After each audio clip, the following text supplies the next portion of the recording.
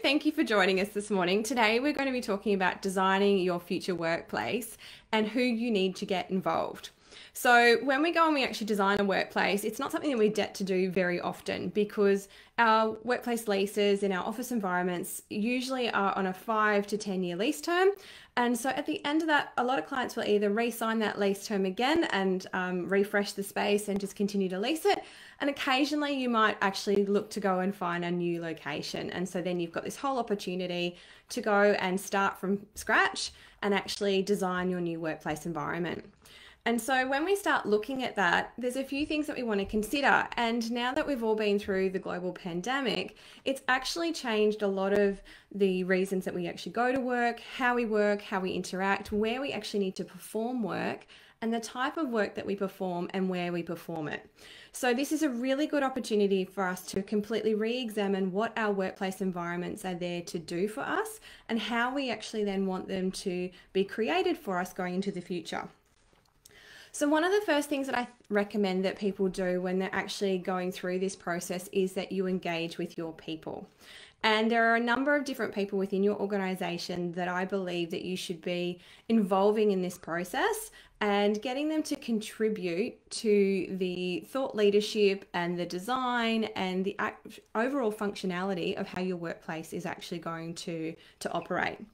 Now, who are those people? So the first people that I recommend that you get involved are your business leaders. So that's the CEO, the COO, the general manager, the MD, the person at the top of the organization. So they're the ones who are leading the charge with the business. They're the ones who are setting the strategy. They're taking the business forward. And what we want to do is actually get them to contribute to the actual design of the workplace, because that needs to come from the top down. We need to understand what the business strategy is, where we're going, how we're going to get there, what it is that we're trying to achieve, and so that we can then actually infuse all of that information and that strategy into the actual design of the environment. So having them on board right from the beginning is actually going to be very, very important to the overall success of how that organization then continues to operate into the future. The next person that I recommend you get involved is the CFO, the money man. And the reason that I would recommend that you get that person involved is because they control the budget. They know how the operational expenses of the business need to function. There's going to either need to be financing or leasing negotiations in order to actually afford to be able to do the fit out works that need to happen. And they're going to be highly instrumental in executing this. Often the contracts that need to happen between builders or with landlords all go through the CFO. So having them on board, they're going to be that conduit that you need in order to actually facilitate some of those financial discussions around how we're going to afford this, what are the budget parameters that we need to be working within, and how we're going to move forward from that. And so that it's all actually aligning with the overall business objectives as well. The next person that you should be involving is your people and culture team. Now, every organization is going to be different, and what that person looks like in each organization is going to be slightly different too. So it might be HR, it might be the office manager, it could be your employee experience manager. But what we want to do is we want to engage that person because they're the person on the coalface on a day-to-day who are dealing with the employees, what they need, how they need to show up at work every day, and how we're going to support them in this new work environment. So they're going to play a critical factor in actually enabling our teams in this new work environment. So getting their buy-in early and getting their insights early is actually going to help facilitate a much smoother process as we move through. Now, the next people that I suggest we get involved is the IT and tech team. Now, our workplaces do not function if we do not have the appropriate technology. And so we really need to be engaging with them very early on in the piece to understand what tech strategy they're looking at rolling out. How are we going to enable the people within our businesses to actually perform the roles that they need to with the technology that they need to do those roles. Now, we might also be coming up with workplace strategies that are going to be amazing for the operation of the business, but if the tech team don't understand that or don't have involvement in that, their tech strategy may be misaligned to what we're trying to do with the rest of the organization. If we're moving to more of an agile work environment, but we don't have the technology and the tools to support us to work in that flexible and mobile way, the whole workplace environment will actually fail. it will not function, because we will not have the ability to be mobile in that work environment if we do not have the technology to support that. Same goes if we are increasing our work from home, and that is something that we want to consider to carry on into the future. If we don't have that technology that enables that through cloud applications or flexibility of technology, then that is not going to be a sufficient solution for us over a long-term period. So having the tech team at the table with us in those conversations is really critical. And the last group of people that I suggest that you get involved is everyone in the absolute whole business, because every single person in your organization is going to be using this space. They understand how they need to do their jobs, what are the tasks that they need to do, how they need to interact with one another, and you need to extract that information from them so that you can then actually support them to create a workplace that is going to enable them to actually do their jobs and do them well. And the best way to do that is either through surveys, so actually sending out an employee survey so that we can get information from them on both a functional and what I like to call an emotional level as well. So how do they feel about the organization? How do they feel about the work that they need to perform? What do they need to do on a daily basis? And actually getting that feedback from them so that you are then informed about what's working, what's not working, what they'd like to see, what have they seen at their friends or their families, their colleagues, what other workplaces have they seen then, and what has worked for them, and how can we then introduce some of that into the future workplace that you're going to be creating. And the other group that I actually almost forgot to mention is you need to create a stakeholder group. Now, the stakeholder group basically forms the committee. And I don't like to often use the word committee because it's very difficult to design when you do have a committee of people, but they're the people that we go back to with any questions. They need to actually understand how the business works. They need to understand who talks to who, and so that we can validate and check in on a lot of the information that we collate. So let's say you get all this feedback through the surveys. They're the group that we need to be able to go back and engage with to then unpack that information and determine what we do with it going forward. How do we actually need to implement that into the new workplace? Now, in terms of the order, in terms of how you actually engage with all these different people as you move through, I'd highly recommend that you start with the leaders. So you want to start with the COOs, the CFOs, and the CEOs, because they're the holder of the vision.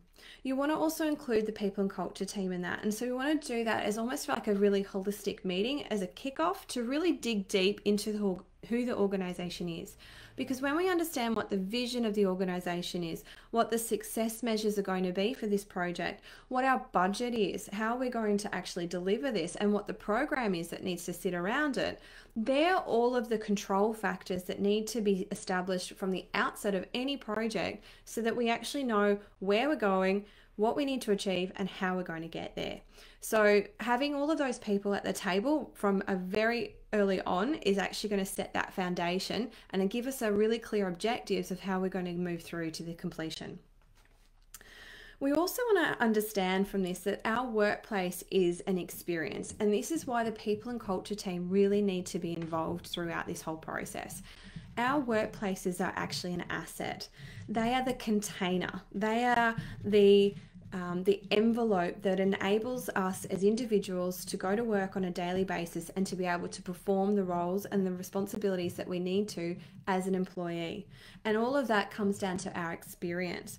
And work has changed. Work is no longer the place where I need to go to do the job. Work has evolved. It's how I go and engage with people. It's how I connect with people. It's how I build relationships. It's about how I build my community. And our workplaces are a community. They are a place where we experience other people, where we share our own personal experiences, we share our stories, and we connect with one another because we have common goals, we have a common purpose, we have a common vision for our lives. And so our workplace environments need to enable that so that we're actually engaging at a much deeper level. And that is why our workplaces actually need to become an experience. It's much more holistic. When we can work at home and we can do all of that deep and concentrative and deep work, when we actually physically go into a workplace, it needs to be somewhere we want to go. It needs to energize us. It needs to motivate us. It needs to really engage us and provide us with that experience. So by then engaging your team, that's the next step. So engage the team then. So once we've set all the foundations, we actually understand where we're going, what we're doing, what we're striving for, then engaging the team and getting their feedback on how we actually need to establish this environment, we then can actually move forward. So we understand how accounts work. We understand who needs to talk to who. We understand the different activities that every person in the team is going to do every day, so that we can then provide environments and spaces that enable them to perform them at their peak. So what we then do is we feed all of this back into that stakeholder group then, and we're validating it, we're unpicking it, and we're kind of looking at what all of those responses are, and we're finding out ways that we can then resolve those things. So this is the team that are the go-to for all your decision making as you move forward.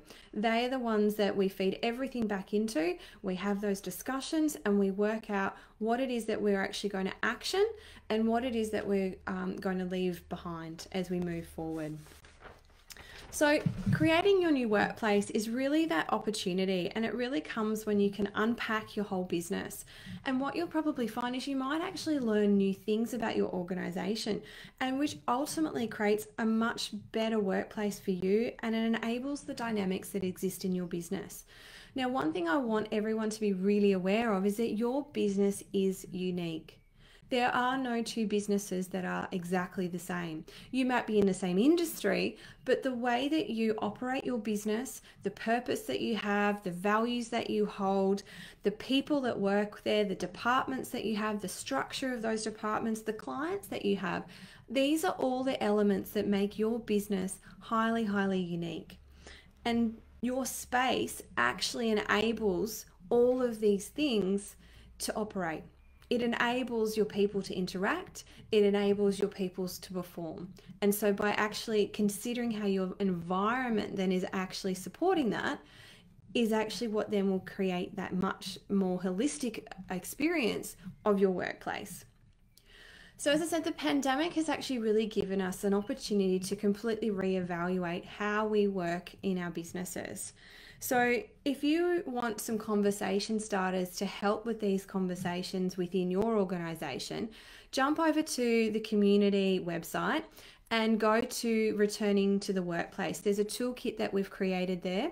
In that toolkit, what you will find is a framework to have these conversations. And we've broken it down into a 3-step process. The first thing is to empathize. And by empathizing, it means that you're actually engaging with your team, you're asking them the questions about how they're going, what do they need, how do they want to work, what does that look like for them, what does the future of work look like for them. The next step is to then co-create. Now, by co-creating, you're actually engaging your team and helping to find the right solutions for your business as you move forward.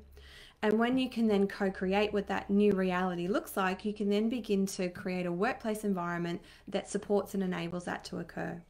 And then the third thing to do is to adapt. You want to adapt your workplace environment so that it actually is enabling all of those things to happen, that you're actually rebuilding that new normal and that new reality for your whole workplace environment, and then continually to ask those questions, continue to co-create and continue to adapt your workplace. This is an evolutionary cycle. These things do not stop. Even when we design a workplace from the very beginning and we all move in, we do not then just walk away. We continue to review, we continue to analyze what's working, what's not working, and we need to continually adapt and evolve our work environments, because as new technologies come on board, as work practices change, as people's expectations of what work is change, our workplace environments need to continually evolve to respond to those ever-changing needs. So if you're looking for some steps on how to recreate your workplace environment, that would be a really great place to start. Is jump over there to comuniti.com.au, look for the Return to the Workplace toolkit, and in that you will find a really helpful framework to start having these conversations so that you can begin to involve everyone in your business to help you design the new reality for your workplace. Thanks for joining me, everyone. Have a great day.